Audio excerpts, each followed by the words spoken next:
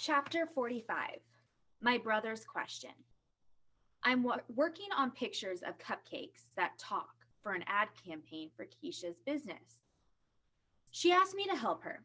It feels great to have someone ask me for help.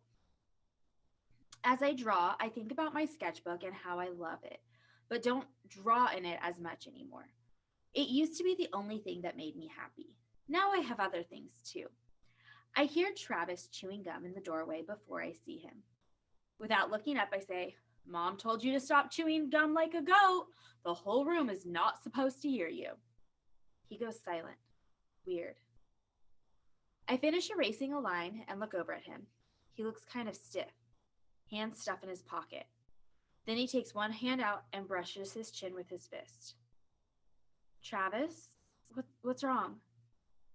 I just want to ask you a question. You want to borrow money or something? He does the half smile of his and shakes his head, but I can see the seriousness. You can ask me anything you want, Travis. What is it? He comes over and sits on the side of the bed. That teacher of yours, Mr. Daniels, what does he do after school with you? You mean chess? He shakes his head. No, the reading.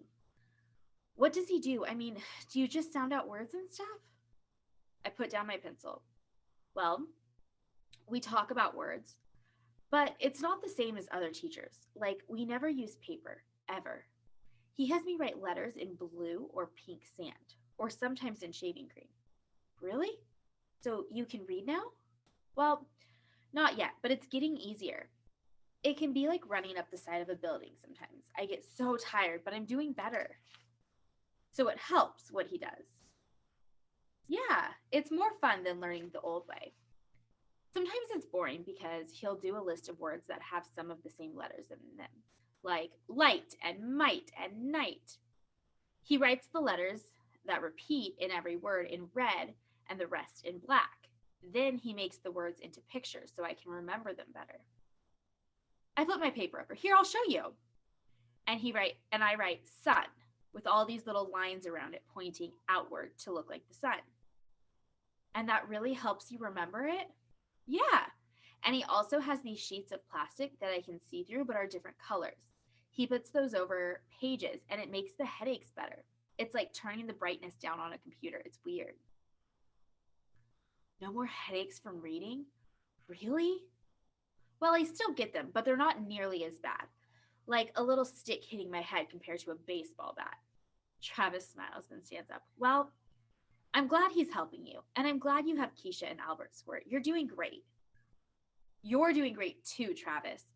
Not long before you'll open up Nickerson Restoration, right? He nods once and turns to leave.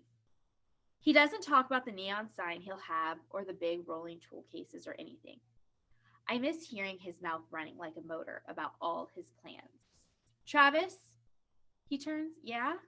I could try to help you. Nah, he says, brushing his chin with his knuckles. I don't need you to do that. I was just wondering.